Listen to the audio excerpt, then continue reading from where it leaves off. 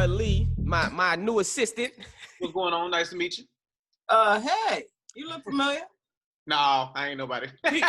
You're somebody. You probably seen him in my pictures and stuff like that, maybe. No, I don't go on your Instagram like that. Oh, okay. No, I'm joking. All right. No. You like, no, nigga. No. But we grew up together. I mean, I done known Lee. Oh yeah, he faded to the back. He not actually. You could have stayed on and talk, chatted. Wait, he put up his head. He's like, oh no, you don't know me. He put up the headshot. He actually got them. Straight up. That's how I stay sober. I get bottles of coffee, and I usually act like I'm taking it to the head. I was like, I can't be doing that on the podcast. Hey, straight up, do you? That's actually what I wanted to start with, which was you on day 46 of your sobriety, right? Hey, look at you. My days for me. Hey, you know what I'm saying? That's what real love is about. Right, with the research. How you feeling? I feel amazing, bro. I feel like myself. I feel like I can finally holler at chicks again, you know? Posting my pictures on the dating apps again, you know? What apps you on? Bumble? What you on? They got a site for gay people, don't they? What is called? Let me tell you something. I don't know the sites. You know, nowadays they just allow you to put in what you like and stuff like that. But I mean, it's kind of weird for me, you know what I mean? Because I put in women who like women, and I got studs. I had this stud send me a picture, and I don't know what transition phase she's in, but she looks really girly and then has a full goatee. Oh, okay. And I was like, you know, judging from, it's almost like you going on the site and seeing your boy, you know what I'm saying, on there, and he likes you. You like, right. We What's go going to on? the same thing. I've seen my homeboy Tinder profile, so we've seen that. We've actually seen that. Hey, it's funny, like what's that show that just came out on Stars? Because that dude is like that about the strippers. You ain't seen that show? No, I gotta see that. P Valley. It's called P Valley. Oh, let me write that down. Yeah, go ahead and write that down. But it's a dude on there who's dressed up like a woman, but he kept his goatee though. Yeah, everybody, there's somebody for everybody. I don't like, they need to specifically put in stuff where you can go, I don't like people that look like me. Wait a minute. So what is your type, Chaunte, so people can know? Because you always keep a bad one. You always have a bad one. Every time I see you, you got a bad one. Hey, calm down now. Right now, I'm looking for somebody spiritual. You know, they ain't gotta be all the way all right. Nah, I like films. I like girly girls. You know, okay. anything too aggressive is too much. I feel you. You definitely got a type. I know your type too. I know your type, actually. I'm just asking for inquiring minds. I know exactly the type of women you like. You know what's crazy though? I think getting older, my type is changing. But to be honest, it's not even about having a type anymore. Because I like things that just turn me on initially. I like that initial attraction. I like connection. But I'm a firm believer in, like, I have to find that person attractive in some type of way. Right. And I know people could like schmooze over into that, but I'm at a place in my life where I'm recognizing things in like the first date, and I'm able to go, this ain't gonna work. That's my future. If I take this date further, that's gonna be my future. Oh, I feel you. Yeah, so you dating with a purpose. I'm dating with a purpose, yeah. Straight up. Hey man, y'all need to be like Chaunte. She got her life together. You know what I'm saying? Man. she out here getting it. What have you been doing during quarantine? Have you been writing? I was thinking about that. Like, have you been writing scripts? Have you been writing jokes? What you been doing? And then your podcast. I know you've been doing your house arrest podcast, which is dope. Yeah, thank you. Which you have an episode on that. Hey, shout out to me. I believe it's 3 or 4. But yeah, it's up on it now. But yeah, I think coming into the quarantine, you know, for a while, I was kind of still going through my stuff, and I was wasting days, but I was still getting work done. I was like wasting days, but I was like working on my project.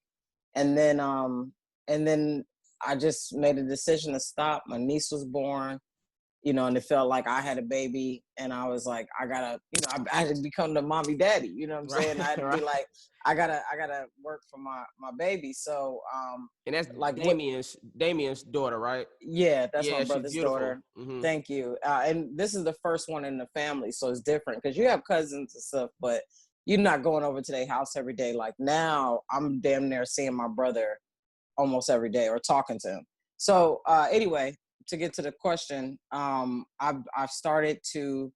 I'm finished with my outline. We're like tweaking the stuff to go pitch a show based around my life. Nice. And then I'm working on another project where we're like finessing it and seeing how we're gonna set it up to shoot it. You feel like you run into any struggles being a Wayans when you're trying to pitch material? You find it helpful, or does it kind of, you feel like, put you at somewhat of a disadvantage when it comes to maybe, I don't know, expectations, or they're hoping you could get somebody in your family attached to it? They have like these other motives when it comes to working with Chaunte. The crazy thing is, I probably only had throughout my life, or career, I only had maybe one or two productions kind of talk about, hey, are you gonna, you think your uncles or whatever. But I think it became more so about auditions and stuff. Not audition. Oh, my agent, like the agents I had in the past, they would be like, I know, you're not really, you probably don't want to do this, but if they could in any way do this, then I think you should take advantage. And I would be like, I don't want to do that. They'd be like, I get it. My dad was in here. I'm like, no, you don't get it. It's not the same. But I think people have expectations, like when it comes to clubs and stuff like that. I would have people, want me to come back and stuff, but you're getting like a 2-for-1 special. I'm coming down there with my uncles, so you already got me down there. Why do I need to like worry about having to book you again? Straight up. For right away. You know what I'm saying? Anybody that don't know, her uncles are Keenan, Damon, Sean, Marlon, Kim. Those are the more well-known Wayans family members. And then your mom is Elvira. Mm-hmm. Yeah, I remember that name. Your mama got a classic name. Yeah. I don't know what he just pulled up. You better put up a cute picture of my mama, because she will kill you. Let's see what he pull up. He probably pull up the wrong person. Okay, all right. He pulled up a picture of you and your uncles. Yeah, that's a nice picture. You picked the skinny version. Good job. Hey, have you ever told? So I know you used to tour with Marlon. Have you ever told anybody, and you don't got to share it if you don't want to, why you stopped touring with him? I thought the story was somewhat funny, like what he did. But if you don't want to talk about it, then I said it in the special though. Okay. Well, then there you go. Yeah, I did it. I mean, I didn't do it as hard, but basically, I the truth of the matter is, I think I was getting to a place where I just wanted to do more. And sometimes you're under people who help you, but when you feel like they've helped you as much as they can, not they can, but you know what I mean, like as much as you can go before you flourish in your own thing. I was fed up. I was fed up with myself, you know what I'm saying? Because they've gave me a lot of opportunity, and there were certain advantages that I should have took throughout the career. But I had a certain mentality, and now I'm like, realizing like, oh snap. So, so when it's on. So long story short, I was kind of fed up. He was touring. We was at this show, and I was so frustrated. I was around certain people in this camp that they cool, but some people I could really care less about. And, this somebody watching, I wonder if she's talking about me. Yeah, for sure. But not that they were, bad people. It was just an uncomfortable environment for me. So I say that to say I was frustrated that night. And this was one of the first times where like I was roasting people, and my Uncle Marlon usually come in and roast me back. So I should have expected something, because he was just quiet the whole time. And so we get to the fucking show, And right before I go on stage, my uncle sits on my lap and I go, "Don't fart on me. Do not fart on me." I already know what he's going to. He used to do this. I'll tell you what he used to do when we was a kid. But he sat on me and he farted.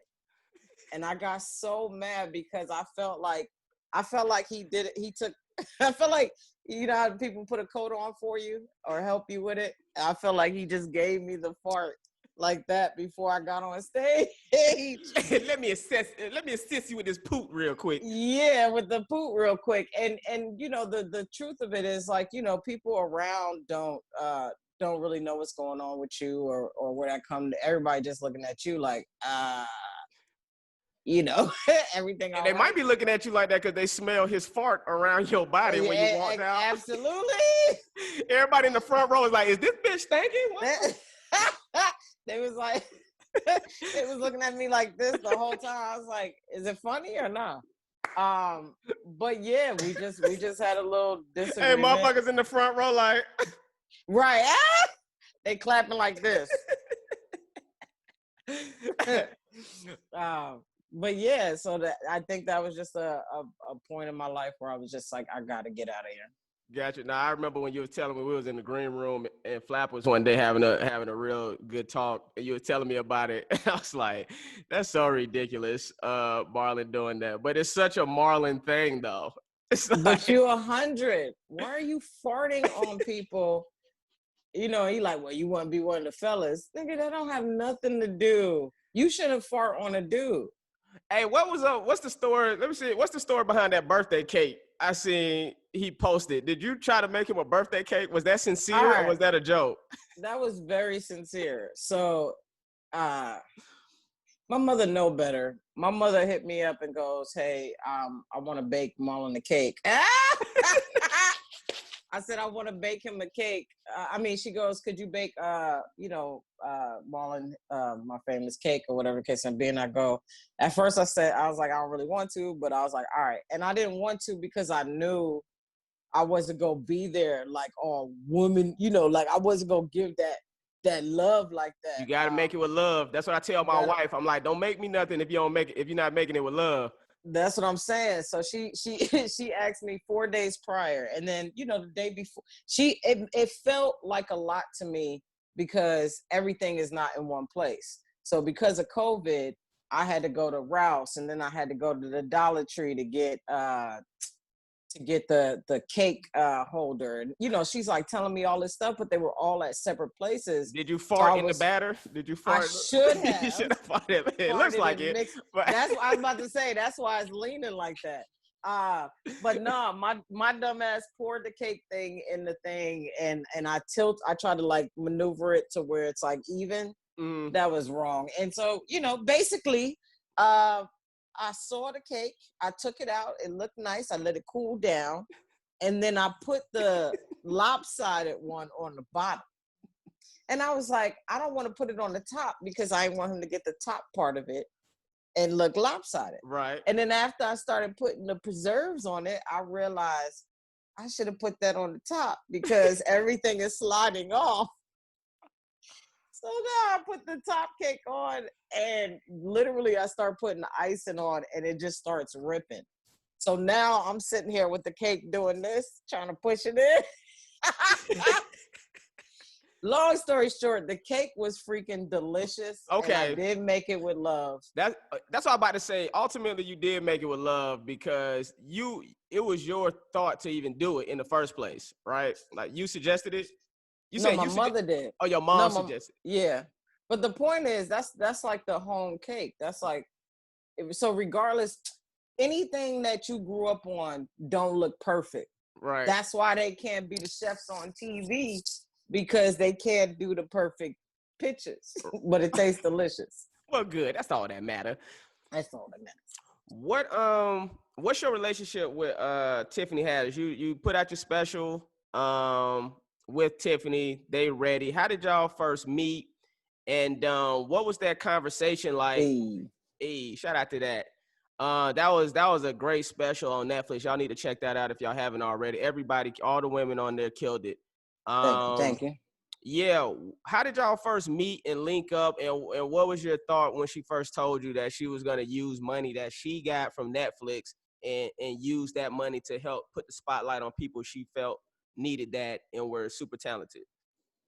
Well, Tiffany and I go back, just, when I first moved out here, it was a certain clique that I used to go hang out with, the Shimas and stuff like that. And so everybody would be together. I always thought Tiffany was fine. So, Okay. we was gonna be friends regardless. You know The what I truth mean? comes out. The truth. No, Tiffany know that we Okay. joke around because she go, look, Chaunte, I'm 8 dicks away from coming to you. And I'm like, she on that common dick right now. oh yeah, she on the Common, but listen. If I feel like Common is very spiritual and stuff like that, so that's a good match. But hopefully, shout out to that. But if Common don't make it, then I know that 8 gonna turn into 2 real quick. So I'm I wouldn't mind seeing a Tiffany Chaunte couple. But man. Do you think you two might be trying? Would you ever get to a point where y'all trying to out funny each other? Do you think that would start to come into play if y'all dated? No, I mean, I think if we did that, it would be more on. It'll be more just on fun. I don't think it's not a competitive thing. Okay. But if it's competitive, it's a good competitive. You know what I'm saying? And she don't have to worry about me. I don't get jealous with that. If you soaring, that's great, because that's gonna put me in a better position, or whatever it is, like rebuilding as a team. But I'm not, anyway, we would be perfect. But I don't want that to be in the headlines that Chaunte Wayans. Bottom line, Chaunte trying to fuck Tiffany Haddish. That will be a headline. I want that wop.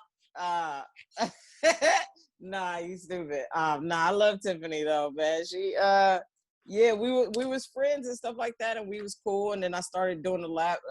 Her and Ida actually got Shout me out in the to laugh. Ida. Yeah. I always pronounce her name Ada, but it's Ida. It's Ida. I'm gonna definitely have her on here one of these episodes also. She Definitely. all the time. Yeah, man, she's a beast out here. Ida got some nice legs. All right, well, basically, I want to smash. Wait a minute. I was trying to smash everybody.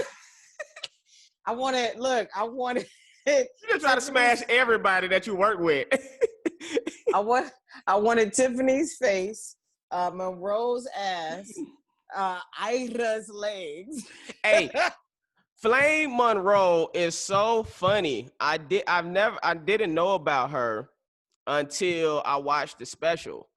And like I told you, I some people know I wrote Half Baked too, and I literally wrote a role in Half Baked 2 for her, like her. And I already sent her name off to Universal, and like this is who I envision if they keep that scene in there. I don't know if they're gonna keep that scene or not, but if they do keep that scene, I'm like, yo, this is who needs to play. And it's only one scene, but I know it's something that she could kill. She do go by she, right? I always get confused. Oh, okay. He, she, we. He, she, we. Because I don't want to, I want to make sure I'm right. don't care about that. That's what's so, partially, that's what's so dope about him. Okay, so basically you want to smash all 3 of your people from... Well, it was 5 of us. It was 5? 6 of us. It was 6 of us. So other 5, I just put body parts together, and I got to take Tracy's personality because she's married. Okay. So, and then Marlo know how to roll some great blunts. So take Marlo's her super funny. Right. Hey, you know what? Macy. I was watching a comedian. She dang, I already said it. I'm gonna say she, right? I was watching her special, and I was wondering. I wanted to know: do you judge lesbian comedians harder than you judge, like when you hear what they're talking about, their subject matter? Are you more like really tuned in and like, nah, that's kind of hacky, or I would have went this way when talking about homosexuality? Do you ever like gauge, because as comedians, naturally we already judge comedy harder, but do you judge homosexual comedians harder? I think no, I don't really judge them. I just, I think with everybody, I look at jokes and go either, damn, I wish I came up with that, or oh, I would have went this way. And I think sometimes you see yourself in like in mistakes that you like critique as an audience member watching. You know what I'm saying? So like people used to tell me to stop cursing and so forth and so on, and I'd be like it's just how I talk. Right. And then you listen to yourself and you like fuck shit. You like I'm cursing at places that don't matter. Right. So like that's certain things that I pay attention to is like, oh, I might do that and I should probably stop, or so forth and so on. But I think in general, for the problem is when it comes to that whole world, you get stuck in a certain like, oh, you're a lesbian or you're a gay comedian. But in all actuality, you're talking about life as it is. If I was dating a dude and I was doing these jokes on dating a dude, it wouldn't be considered straight comedy. You know what I'm saying? It would just be, oh, she's talking about her relationship and so on and so on. So it's kind of hard to like. I understand where you're coming from. Yeah, because from on the heterosexual perspective, they're talking about homosexual relationships, but in actuality, you're talking about relationship. You see what I'm saying? Relationship, yeah. Straight up. I was getting I remember Stud hit me up and talked about my special and just said, man, I was rooting for you, but you sound like you misogynistic. And I go, how? And she's talking about this joke I do. I didn't know a lesbian could be misogynistic. I didn't know that was a thing. But it's like taking the male mind, and I'm not fighting for the cause. But the joke was about me dating an unattractive girl and how I felt. And I literally responded and said, hey, this goes the same for dudes. That's just not what I'm dating. So if I was dating a dude, I could do the same freaking joke. It's not sexist. I mean, it's not, misogynistic and stuff. It's what's real to me. Right. But what I've come to realize is you can't please everybody. There's always going to be someone that has an issue with something you say. You could be in a comedy club killing 300 people killing. There's at least still 5 people that feel disrespected and offended about everything that came out of your mouth. Right. Absolutely. Everything. Yeah, that's how I felt about like even Chappelle's special, which was amazing. The Sticks and Stones. I feel like that was an incredible body of work. But I know there are some people that's like, he's a racist, and he's like, well, you don't have to watch your shit, just like you said. But I think he's amazing. Yeah, I think what he showed, it was funny because I was talking about this in another podcast, but I think what he showed was wait a minute, my bad. I meant to tell you the tagline for my podcast is I'm officially another nigga with a podcast. That's my I love that. All right, I'm listening. No, that was hilarious. I hate you so much. Dave Chappelle special. You was talking about. I was just gonna say. I think it shows how hard it is to laugh at certain things right now, because he really didn't do jokes. Oh, my bad. But I wasn't talking about that one. I was talking about the Sticks and Stone one, not the YouTube one, not the YouTube one. Never mind. But let's talk about the YouTube one. What you thought about it? No, I'm just saying, like the time that we're in, it's even when you're trying to be funny, if you go in that direction to talk about politics and stuff, the seriousness of it still shows. Absolutely. Yeah, I mean, because at the end of the day, and you know what? People was wondering why I started doing music. And part of the reason why I started doing this because there were certain things that I wanted to express and talk about that I felt like I couldn't really do in joke form. Right. Or I couldn't articulate it the way I wanted to articulate it.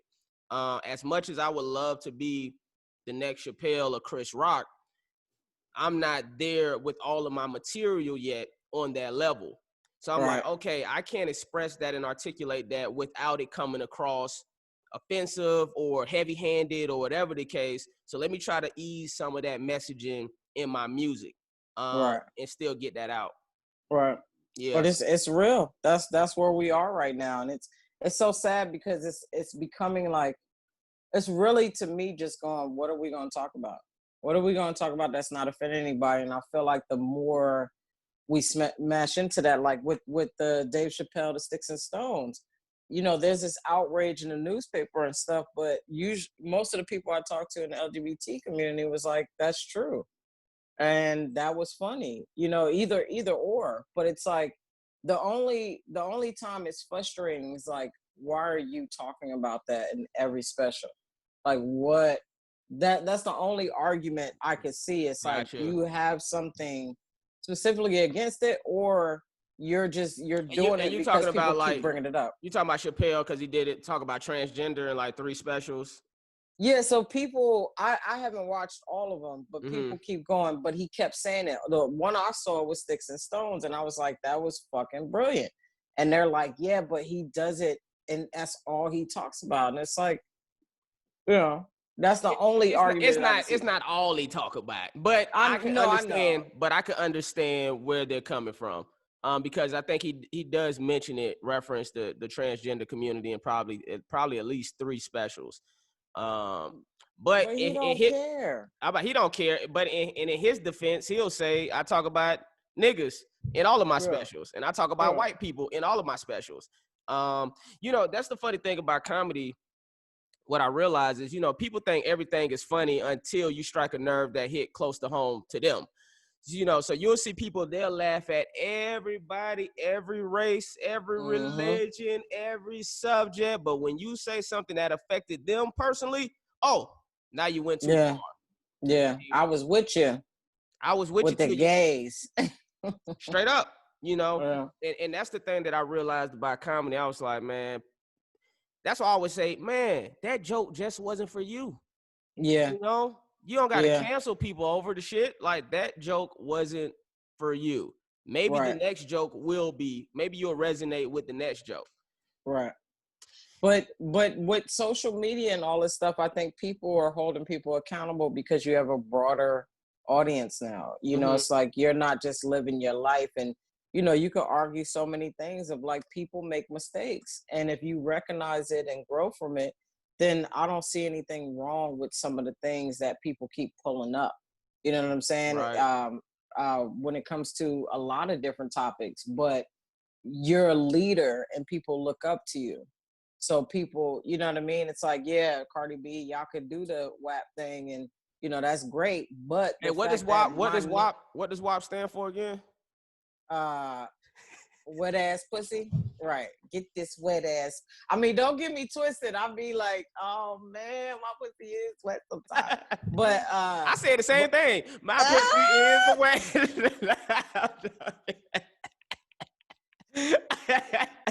I'm joking. I mean, your pussy could be wet. You got a pussy you in. You know what I mean? Hey. But the truth my wife is like, yeah, motherfucker, this pussy. You better say it. Yeah, you better say this. All right, I'm listening. My bad. Hey, I can just see her watching the shadows. Like, yeah. What you said, motherfucker? You said my pussy. What? Why is you so mad at me?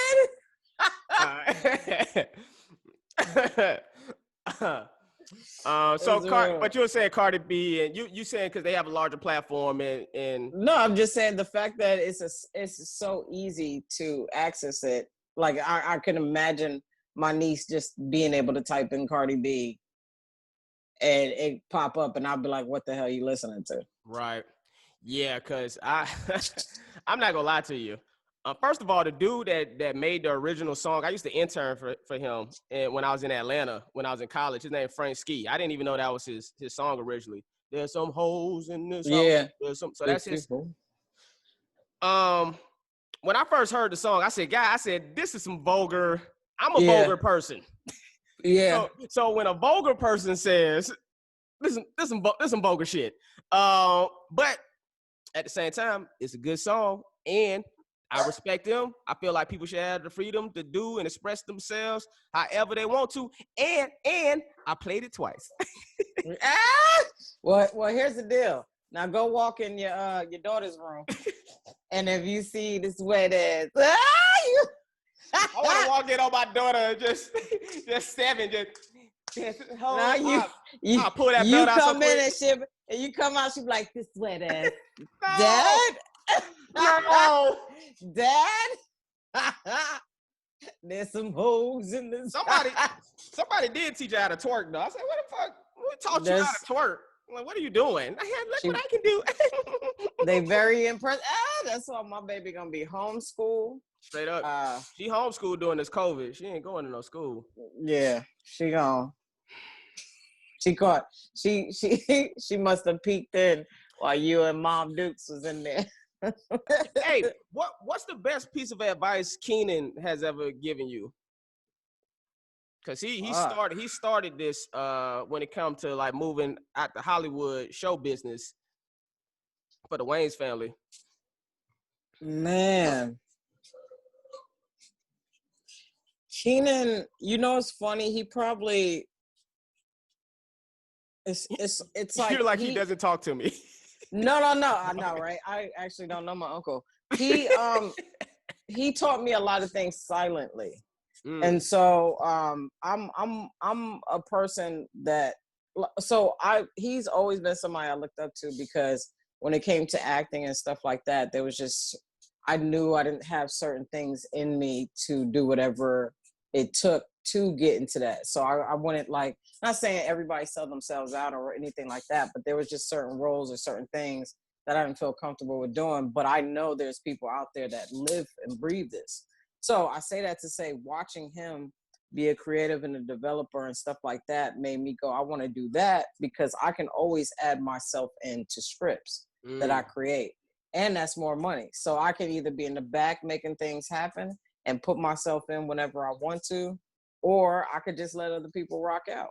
Right. And it was just so dope, because low key, he has the more calm life in a way. Mm-hmm. Do you think I tried to get Marlon? I said, man, why don't y'all do the Wayans of comedy the way they did the Kings? And I'm sure this is something your family has talked about. They did that. No. I mean, shoot a special, like. Oh, with everybody. Yeah, with Keenan, Damon, Marlon, Sean, you, Damon Jr., if y'all want to get on there. Like, do you think that would ever happen? I think probably not now. One, it's really frustrating to be censored the way it's happening, and they come from such a explosive era where they were fearless with that. So some people feel like, I don't even want to do this because it's too much out there. Also, we're all kind of alphas, so everybody has different ideas of how they want to do stuff. So as we work well together, everybody is so powerful in their own way that they want to be out on their own doing stuff. Gotcha. So you don't think like there might be a Wayans? Because I mean, people used to look forward to like a Wayans film. You know what I'm saying? Like The World was like, you like, nah. I mean, it technically happened already, but it just, it was between them. But it's. Well, what about the second generation? What, you and your brother and Craig and Damon Jr., you think you all may ever come together to work on a project to kind of? I think so. I think so. I mean, again, our family is so creative in all different ways that everybody's doing something. My brother's developing something. My cousin is doing it. So I think because we have all our different ideas, that it's just harder to be like, oh, well, stop what you're doing and let's go work on this. I think once we all kind of get our stuff out, then we can kind of come together and do it. Gotcha. Yeah, that's something me and my homeboys talk about, trying to build each other up and then come together. Well, I take that back. Me and my homeboys, we on a united front right now. But that's cool. It's just you when you have certain egos, and when I mean that in a good way, but because everybody is like an alpha in that department, sometimes that could be, difficult to work with in certain things, because everybody is like, I have this idea, I want to do it this way. You know what I mean? No, I get it. Somebody got to be submissive. Somebody got to be like, all right, well, we gonna do your idea. Right. Well, I mean, this is me trying to get one you done. The worst one. You the worst. You. What you mean? The fact that you like, yeah, you know, we trying to come into unity. You are so you were such an alpha, and you do stuff the way you do it. You put people in your shit. But if somebody was like, "Hey, Justin, man, I got this idea. Yeah, half baked is cool, but when you finish half baked, can we do?" You be like, "Nigga, you got MacGyver." I don't know if that's true. I'm trying to. Now, I'm gonna be honest.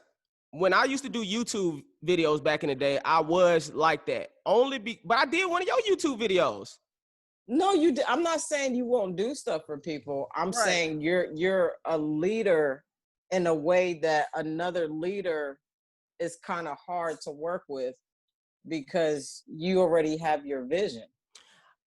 I'm a agree and disagree, and this is what I'm gonna say. No. I agree that I am a leader and I do have my vision.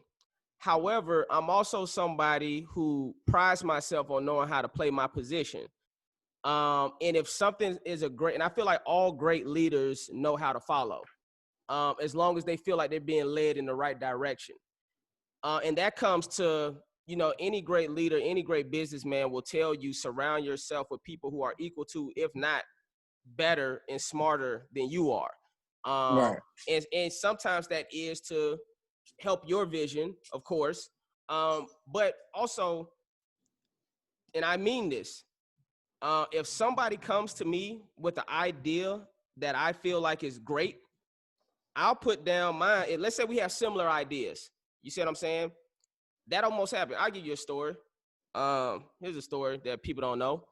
The show White Famous came on Showtime, right? Jay Farrell was the star of it, and Jamie Foxx was one of the executive producers. I wrote a script before I shot Rush Hour. This was my just in case Rush Hour gets canceled, here's my own TV show. Right. I let my reps read it at the time. My reps at the time, no longer with them, but my reps at the time, they read it. They thought it was so good. They called me into the building. They had damn near all the agents at the agency come meet me. You need to meet Justin Hyers. This dude wrote a script. He's an actual writer. This before people knew I was a writer. Like I said, I mentioned Half Baked too, so people know that I'm like a legit writer also. Right. They was like, he is a writer. So I said, cool. Rush Hour, fast forward, Rush Hour gets canceled, right? They was like, oh, before that, they was like, Justin, we gonna go forward with this. If Rush Hour gets canceled, we going full steam ahead with your show idea. Dope. Rush Hour gets canceled. Exactly the same time Rush Hour get canceled, White Famous pops up on Deadline. White Famous idea was so similar to my show idea. I hit up my reps. I said, hey, yo, we got to get the ball rolling on my show. Mine was called Comedy Rock Stars. I said, yo, we got to better name. I said, yo, we got to get the ball rolling. I feel like it was a better name. I said, we got to get the ball rolling on Comedy Rock Stars. Well, let's see. I said, I tell you what, let me read White Famous. I said, if White Famous is better than Comedy Rock Stars, I'll put down my project and I'll just go audition for White Famous because I feel like that's a good idea for a TV show. Mm-hmm. But that was me lessening my ego. You see what I'm saying? That was me still saying, yo, if this project is better, fuck what I'm doing. I'm all about playing my position. If I got to go through the process of auditioning, I'll do that. I read the script. I could tell whoever wrote the script wasn't from the culture.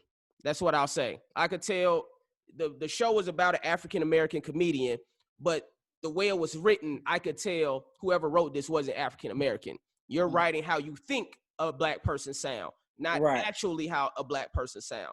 So I said all of that to say that although I am an alpha male, for sure, that's without question. If someone comes to me what I feel like is a great idea, yeah, you know what I'm saying? That's what MacGyver is. You know, I went from being number 1 on the call sheet to being number 5 on the call sheet when it first started. I'm number 3 on the call sheet now, but that was still me falling back and saying, you know what? Let me be a part of a team of somebody so we could go win a championship. Justin, I'm gonna just say this for the world. That was a horrible ass example. Let me tell you what you just did. You said, hey, listen, if Eddie Murphy and Dave Chappelle come up to me with a better idea, then of course I'm gonna fall back. I'm talking about this unity that you are creating with a nigga with 205 followers. God damn it. No. Wait a minute. I was just the star of a TV show when that happened. Let me tell you something, young lady. First of all, you are loyal as hell to your friends. So I'm not saying that to put anybody down, but I see what you're saying. The way you said it was just like, yeah, man, listen, if God's script is better than mine, I'm talking about Pedro, nigga. I'm talking about Let me tell you how I still disagree with you. I know this for a fact. My barber.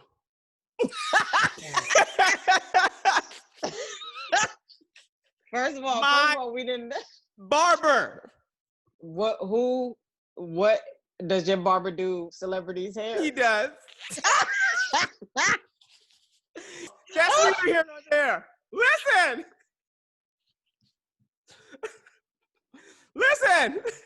My barber. Yeah. Brought me a show idea. Uh-huh. I told him I was all for it. Right. Okay. Right. He sent it to me. I gave him notes, and I was like, make these adjustments. I will for sure take it in there and attach my name. So anybody, I feel like anybody that has this is me, for real. I don't care if it's a homeless person. If a homeless person came up to me right now and he delivered a great idea, if I thought his TV show idea was better than my TV show idea, I say, you know what? Let me freeze that real quick. Let me help develop this and get this on the air. Did the homeless person used to be a celebrity?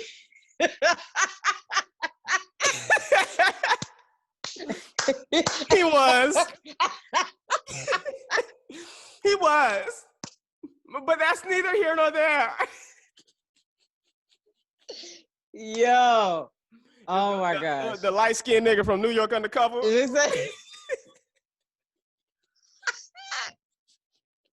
Where is he? Oh my god! Shout out to him, man. Shout out to New York Undercover. Oh my gosh! Wasn't he Puerto Rican? Any Puerto Rican. If any Puerto Rican homeless dude came up to me, oh my gosh, and said, "Oh my gosh," I said all of this to say this. I'm gonna ask y'all, the Wayans, at least the second generation, to all y'all to put y'all ideas in a hat, and y'all niggas need to vote. And who's gonna do it? Huh? You said whoever what? Y'all need to vote. Tell them to toss egos aside. Vote on who think No, y'all need extra. No. This is how you do it. I got how you do it. The second generation Wayans present the ideas to the older first generation Wayans. All y'all vote. So their vote is gonna outweigh. You see what I'm saying? Like, cause y'all just go probably vote for y'all shit. Like, I got the best idea. No, I got the best idea. You get all the first generation Wayans to also say, no, Damon Jr. idea was better. Or no, Chaunte. And then the rest of the second generation fall back, put egos aside, come together to work on that one movie. Bam, we got the second generation Wayans films popping off. Or you can just do your own shit and be your own person. So after 38 years. You look good if you're 38. People already having this idea. I know. I love how people. Let me tell you something, Justin. This how you could have sold comedic rock stars. Okay. Okay, I'm listening. If you would have asked, I'm pulling up my chair. I'm trying to get close. I'm pulling up my chair. Wait a minute. I'm listening. No, because what I want to say is it's not about our egos in the sense that we don't want to work with each other. It's not that at all. It's the fact that I think. No, I wasn't saying it like that. I wasn't saying it like that. No. I just want to make that clear before somebody twists those words. But you know how your mind works, and it's like you're on a certain prize that you want to do. So what I feel like is why put 10, 15 Wayanses into one project when you could be taking over different platforms. Mm-hmm. You know what I'm saying? One of y'all could be Disney. One of y'all could be Apple. I get it. That makes that's the real empire of it all, is to take over digital acting, model, whatever the case may be, and separate everybody so that collectively the money grows more within our family tree. Who's the Bobby Brown out of the family? Me. You the Bobby Brown?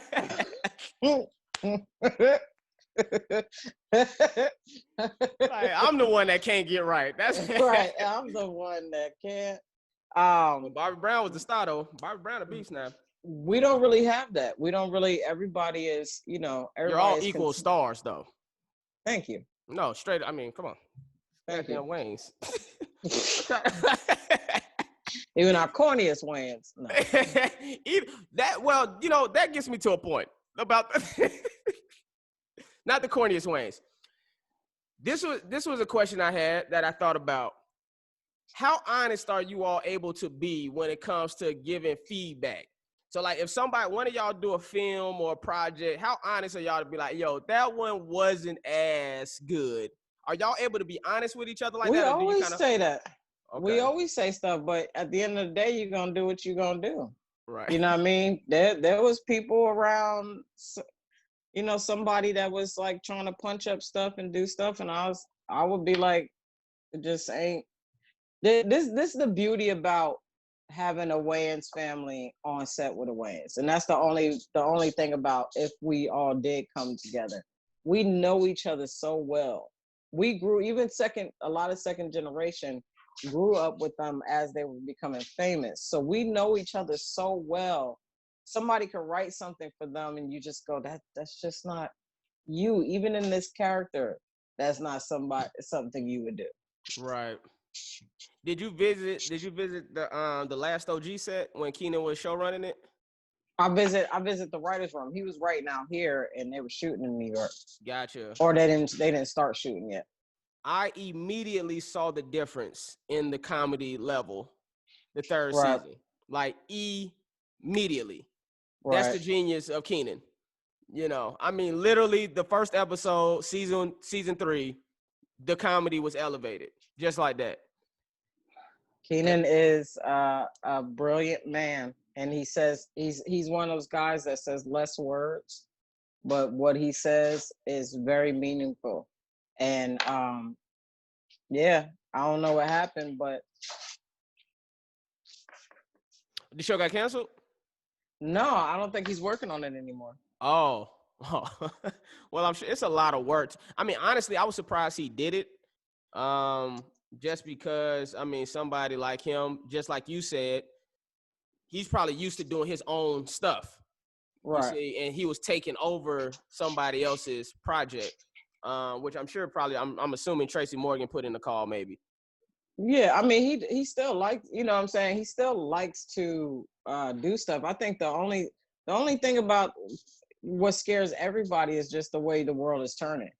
So it's not like us as a whole wouldn't want to do other people's stuff.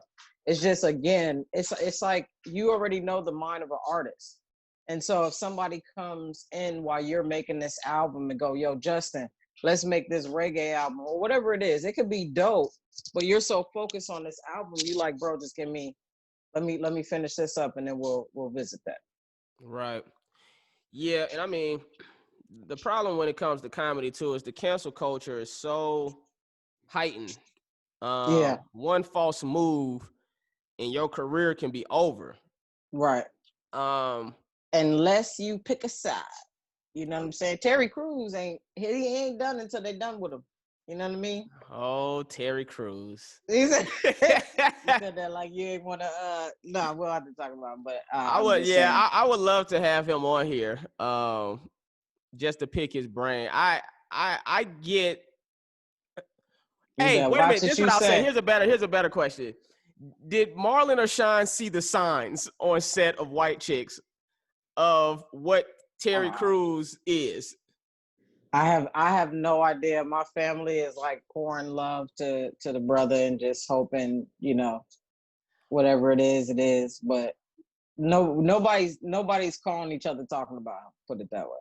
I'm gonna get Marlon on here one of these days and ask him. Yeah, you gotta ask. Yeah, you gotta go straight for that mind because I have no idea. What's your relationship with Angela Yee? Other Oh, than you you know I'm wanting to trying to smash. smash. You trying to smash. Yeah, I know it. Nah, everybody.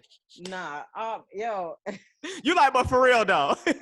nah. I think Angela. I mean, she's gorgeous. Come on now, but Angela Rose, what 6, 7 deep of just bad chicks. Yeah. Shout out Angela Yee is one of the hosts on the Breakfast Club. It's a morning talk show on the radio. If anybody don't know, let me tell you something. Between her and the Real Sway, I say this to them so much, but when you are trying to kick off a career, and when people go, you have something on TV, people don't even care. They really don't care until you're like big famous. You know what I'm right? saying?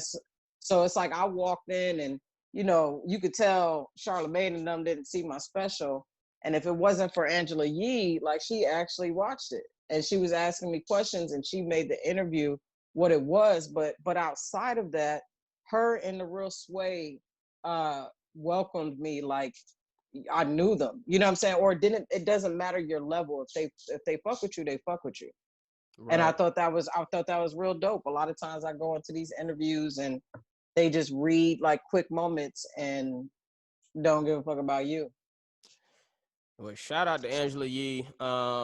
Yeah, she dope. Yeah, she is dope. I definitely watched that episode of House Arrest.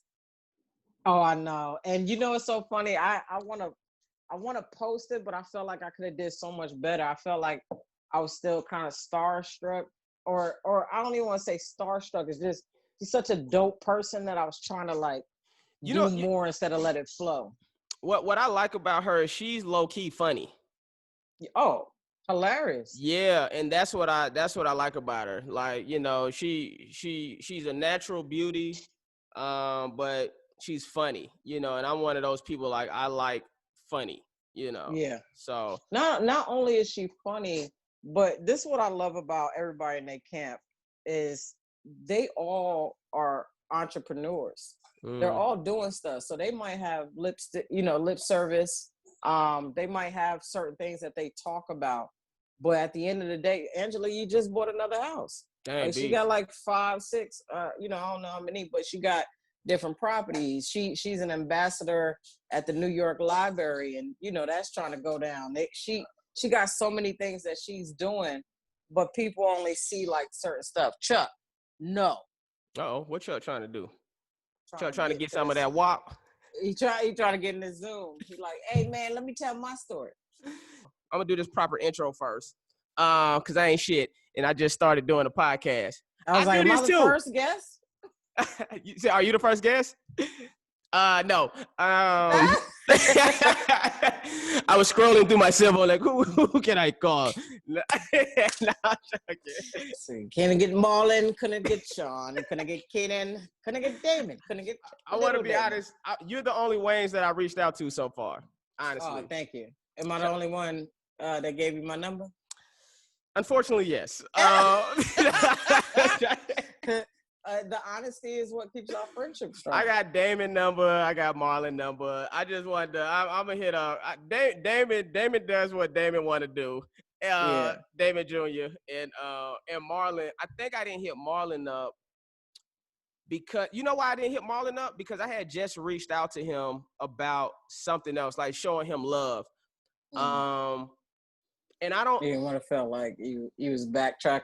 Yeah, I don't. Yeah, see, I don't like when you feel like somebody's only hitting you up. Oh, he texted me last week checking in on me because he knew he was going to ask me to be on his podcast.